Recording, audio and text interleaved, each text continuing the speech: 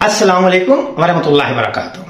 आज फिर मैं अपने चैनल तौकीर वॉइस के थ्रू आपके सामने हाजिर हुआ हूँ एक नई वीडियो इन्फॉर्मेशन की, मालूमात आमा की और तरबियत की। हमें से अक्सर लोगों ने फिल्मों और वेब सीरीज के जरिए से ज़ोंबीज के बारे में सुना होगा। अक्सर जानती है क्योंकि बहुत ज्यादा फिल्में और वेब सीरीज पर बनाई गई हैं, इसलिए अब हम काफी हद तक इस ज़ोंबीज के किरदार से वाकिफ है। ज़ोंबी एक ऐसा किरदार होता है जो न जीता है ना मरता है, जिसकी कोई हिस्स नहीं होती। उसका सिर्फ एक मकसद होता है और वो मकसद होता है कि दूसरे को काट कर मार कर अपने जैसा बनाना। यानी कि जिस वायरस से खुद इफेक्टेड होता है वो कोशिश करता है कि इसी वायरस से वो दूसरे को भी मुब्तला कर दे। जस्ट तखरीब का ही इसका मकसद होता है। जो हमने अब तक वेब सीरीज से कंक्लूड किया है वो ज़ोंबीज के बारे में यही है। अब सवाल यह है क्या ज़ोंबीज का हकीकी किरदार मौजूद है? बिल्कुल मौजूद है। क्या पाकिस्तान में भी ज़ोंबीज हैं? बिल्कुल है। और इनकी तादाद मैं बताता चलूं पाकिस्तान में रोज बरोज बढ़ रही है। और एक वक्त ऐसा आने वाला है कि यहां पर आपको सिर्फ ज़ोंबीज मिलेंगे, इंसान नहीं मिलेंगे। क्यों, कैसे, भला हमें पता ही नहीं। तो आज मैं आप लोगों के सामने इस एक राज से पर्दा उठाने जा रहा हूं कि पाकिस्तान में कहां कहां ज़ोंबीज हैं और किस तरह वो अपनी तखरीबी कार्रवाइयों में मुलविस है और खुद जैसे वायरस दूसरे लोगों में मुंतकिल करके इंसानों से ज़ोंबीज में तब्दील कर रहे हैं। और उनके तब्दील करने की स्पीड इतनी ज्यादा है कि वक्त नहीं लगेगा कि जब पाकिस्तान एक मुल्क ज़ोंबिस्तान बन जाएगा। तो चलते हैं आज अपनी वीडियो की तरफ, जिसमें देखते हैं कि पाकिस्तान में कौन कौन सी कैसे ज़ोंबीज है और सबसे आखिर में हम देखेंगे कि हम इन ज़ोंबीज से बच कैसे सकते हैं। बहुत इंटरेस्टिंग चीज। चलते हैं ज़ोंबीज पाकिस्तान में जिसकी तादाद बहुत ज्यादा है। मुआशी, मुआशरती, सियासी, मजहबी, तालीमी, ये ऐसे ज़ोंबीज हैं जिनसे आपका रोज कहीं ना कहीं वास्ता पड़ता है। हो सकता है कि आप या मैं, हम भी इसमें से किसी एक किस्म के ज़ोंबी हों। कैसे? मुआशरती ज़ोंबी की बात करता हूं पहले मैं। सिंपल सी बात है। देखिए, हमारे मुआशरे में हमारा मुआशरा अफराद का मजमुआ, घर से लेकर मोहल्ला, मोहल्ला से लेकर शहर तक, शहर से मुल्क और सूबे, इन तमाम में हमारा ऐसे लोगों से वास्ता पड़ता है जिनके किरदार बेशक शक्ल ज़ोंबीज वाली ना हो, बेशक वो मुंह से काटते ना हो, लेकिन जबान से वैसे ही काटते हैं। वो वैसे ही अपनी नफरत दूसरे लोगों के अजहान में उंडेल कर अपना वो वायरस मुंतकिल करते हैं। वो वैसे ही उनका एक ही मकसद होता है, खानदान में, शहर में, मोहल्ले में कैसे न कैसे तखरीब कारी को परवान चढ़ाया जाए। तो बताएं, ज़ोंबीज का मकसद भी यही है, उन लोगों का मकसद भी यही है, तो क्या हम उनको ज़ोंबीज नहीं समझेंगे? बिल्कुल ज़ोंबीज समझेंगे। देखें जी, आपके खानदान में कोई ऐसा फर्द जो हर मौके पर खुद को बहुत अच्छा बताता हो और लेकिन जब किसी मुसीबत में काम ना आता हो और आपको अपने मकासद के लिए इस्तेमाल करता हो, तो वो ज़ोंबीज का तो किरदार है। इसके अलावा आपके इर्द गिर्द देखें कई ऐसे अफराद आपको मिल जाएंगे जो खुद बजाते अपने किरदार के लिहाज से इंतहाई बेहुदा इंसान होंगे, लेकिन सोशल मीडिया पर ऐसे एक अच्छे और पाकबाज इंसान बने होंगे कि जिससे फील होता होगा कि इनसे बड़ा पाकबाज ही कोई नहीं। अब वो ज़ोंबीज कैसे हैं? देखें, सिंपल सी बात है कि वो आपके सामने अच्छे बंदे हैं और लेकिन अंदरून खाना अपनी वो जो मकारियां हैं, बदकारियां हैं, उसको करते रहते हैं। यानी कि ज़ोंबीज की तरह सामने से लगेगा कि बेहिस्सा इंसान है, कुछ नहीं कर सकता, लेकिन जैसे वो काटने पे आएगा तो ऐसे काटेगा कि अपने अंदर का जहर आप में क्या कर देगा? मुंतकिल कर देगा। ये आगे ज़ोंबीज, सियासी ज़ोंबीज, जिनकी तादाद दिन ब दिन हमारे मुआशरे में बहुत बढ़ती जा रही है। सिंपल सी बात करता हूं, एग्जाम्पल देता हूं। पहले हमारे यहाँ हमारे अब्बा अजदाद कुछ सियासी जमातों के हक में बोलते थे, वोट देते थे। एक नौजवान तबका आया, उसको एक सियासी जमात ने कहा कि आप लोग नौजवान हैं, आप मुल्क के हालात संभालें, आप उस चीज से निकल आए। ठीक है, निकल आए। अब क्या हुआ? उसको अपना ही गुलाम बना लिया उस जमात को। अब देखें, सोशल मीडिया पर आप आज से एक चीज चेक करना शुरू कर दे कि एक सियासी जमात का कोई ताल्लुक रखता है, दिन रात झूठ झूठ झूठ शेयर किया जा रहा है। क्या आप उससे किसी एक बात पे बहस कर सकते हैं? झूठ है, नहीं है।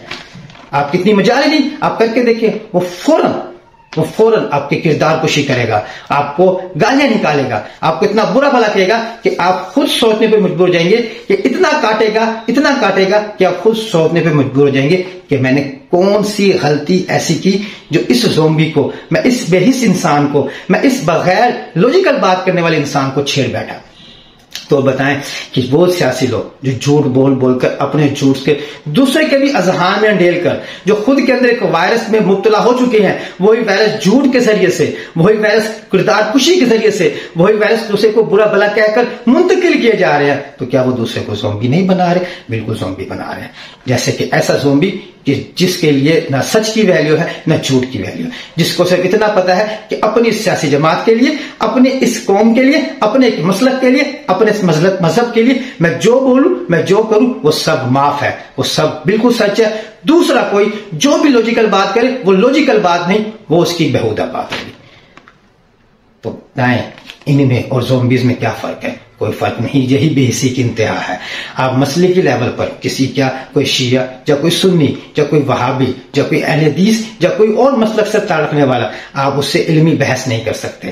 آپ علمی بحث شروع کریں گے تو تھوڑی سی ہی دیر بعد آپ پر کوئی نہ کوئی ایسی توہین کا الزام لگا دیا جائے گا کہ آپ سوچنے پر مجبور ہو جائیں گے کہ میں نے اس آدمی سے، اس زومبی سے بحث کیوں کی؟ کیوں؟ کیونکہ وہ لوجیکل بات نہیں کر سکتا۔ اس کے اندر اس کے معاشرے نے، اس کے گھر والوں نے، اس کے محلے داروں نے، اس کے علماء نے ایسا زہر انڈیلا ہے بچپن سے کہ ایک وہ وائرس بن گیا ہے۔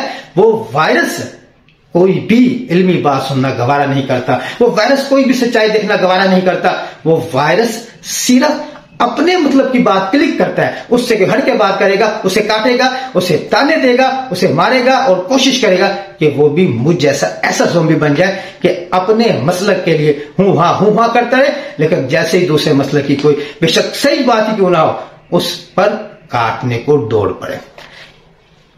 معاشی زومبی، ایسے ہوس کے پجاری کروڑوں، لاکھوں، اربوں ڈالرز کما لے، نسلیں سنور گئی لیکن بھوک ختم نہیں ہوئی۔ آپ کو پاکستان میں ایسے کئی سیاسی خاندان ملیں گے، نسلیں سنور گئی ہیں، باہر کاروبار کر رہی ہیں، لیکن زومبیز کی طرح ایسے بے حس انسان ہیں کہ آج تک ان کو اس بات کا احساس نہیں ہوتا کہ اتنا پیسہ کما لیا، کیا کرنا ہے اس پیسے کا؟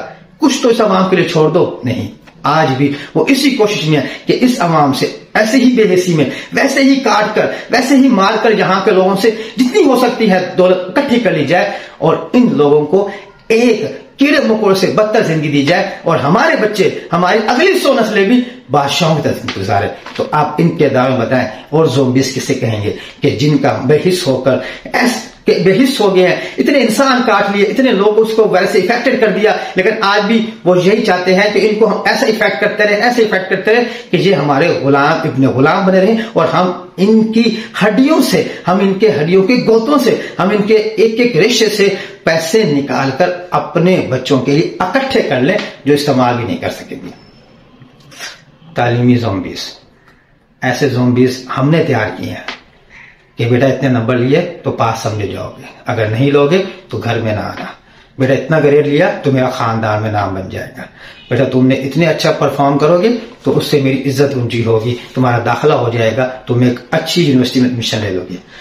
آپ نے تعلیم کے نام پر ایسے زومبیز کھڑے کر دیے جو صرف کتابوں کو رٹنا جانتے ہیں، کوئی حس نہیں، کوئی حساسیت نہیں، بس صرف اور صرف ان کتابوں کو دیکھنا ہے، اسے رٹا لگانا ہے اور اس کے پیپر پہ جا کر چھاپ کر آپ کا نام روشن کرنا ہے۔